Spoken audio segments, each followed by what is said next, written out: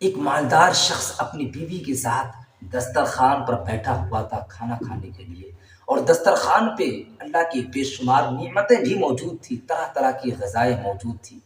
کھانا شروع کرنے ہی جا رہے تھے کہ دروازے پہ فقیر نے دستک دیا کہ اللہ کے نام پہ مجھے روٹی دے دو کھانے کے لیے، میں صبح سے بھوکا ہوں، مجھے کسی نے روٹی کھانے کے لیے نہیں دیا۔ وہ مالدار جب اس فقیر کی بولی کو سنتا ہے تو وہ اپنی بیوی سے کہتا ہے کہ فقیر کے الفاظ جو زبان سے نکل رہے ہیں وہ بتا رہے ہیں کہ واقعی میں یہ بہت بھوکا ہے۔ اے میرے شریک حیات، اے میری بیوی، دسترخوان کا سارا کھانا لو اور اس فقیر کے جھولی میں لے جا کر ڈال دو، چونکہ اس نے کسی اور کے نام پہ نہیں بلکہ اللہ کے نام پہ مانگا ہے۔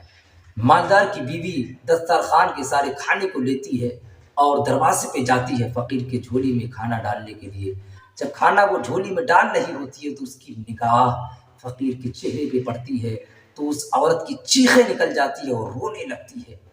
اس کے مالدار شوہر نے پوچھا کہ تم رو کیوں رہی ہو میری بیوی؟ تم تو اللہ کے نام پہ خیرات دینے کے لیے گئی تھی، اس میں رونے کی کیا وجہ ہے؟ تو اس عورت نے کہا کہ کیا بتاؤں، یہ جو دروازے پہ فقیر بن کر آج ہمارے دستک دیا ہے، یہ جو فقیر بن کر ہمارے دروازے پر بیٹھا ہے، یہ کچھ سال پہلے وقت کا بادشاہ ہوا کرتا تھا، اس کے نوکر چاکر تھے، بہت مالدار امیر ترین شخص تھا،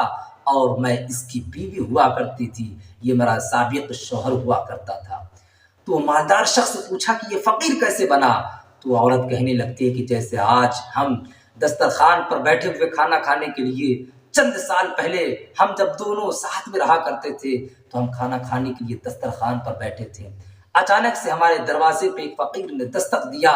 اور وہ اللہ کے نام پہ روٹی کا سوال کرتا ہے۔ تو یہ شخص اٹھا تھا اور اٹھنے کے بعد دروازے میں جو فقیر آیا تھا اس کو ذلیل و خوار کیا تھا، اس کو تھپڑ مارا تھا، اس کے بدن کو لہو لہان کر دیا تھا۔ نہ جانے کیسی اس فقیر نے بد دعا دی کہ چند سالوں کے بعد اقتدار بھی ختم ہو گیا، نوکر چاکر بھی ساتھ چھوڑ کر چلے گئے اور سارا بزنس ٹھپ پڑ گیا، اور ایک دن اس کے پاس کھانے کے لیے کچھ نہیں بچا تو اس نے مجھے بھی طلاق دے دیا اور یہ فقیری اختیار کر لیا۔ وہ مالدار رونے لگا اور چیخ مارنے لگا، اور اس نے اپنی بیوی کے اس درد بھری داستان کو سننے کے بعد کہتا ہے کہ تمہیں اس سے بھی زیادہ تعجب والی بات نہ بتاؤں؟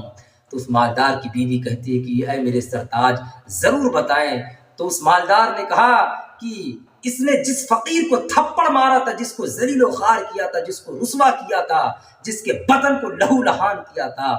وہ کوئی فقیر اور نہیں تھا بلکہ وہ فقیر میں ہی تھا جو آج میں مالدار بن چکا ہوں۔ دوستو، اگر آپ کے دروازے پہ کوئی اللہ کے نام پہ سوال کرنے کے لیے آئے اور اس کی حالت ٹھیک ٹھاک نہ ہو، تو اگر آپ کے پاس دینے کے لیے دولت نہ ہو، روپے پیسے نہ ہوں، گیہوں چاول نہ ہو، تو اپنی پیار بھری مسکان ضرور دیا کریں، کیونکہ اگر اس کو بد دعائیں آپ دیں گے، اس کو ذلیل و خوار کریں گے، تو شاید کہ اس کی بد دعا آپ کی زندگی کو تباہ و برباد کر کے رکھ دے، شاید کہ اس فقیر کی بد دعا آپ کے محل کو جھوپڑی میں بدل دے، کیونکہ کب کس کی بد دعا آپ کی زندگی میں بھوچال لا دے یہ کچھ پتہ نہیں۔